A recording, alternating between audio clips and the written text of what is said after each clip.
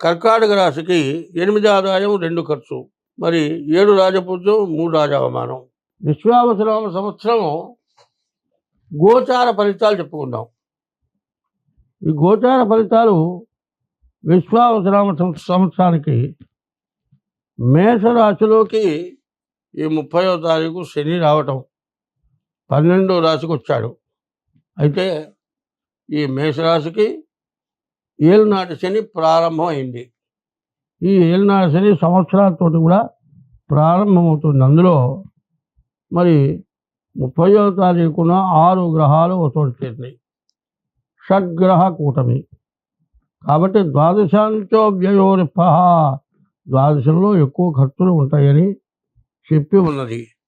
కానీ గురువు కానీ కుజుడు కానీ కేతువు కానీ బాగున్నారు.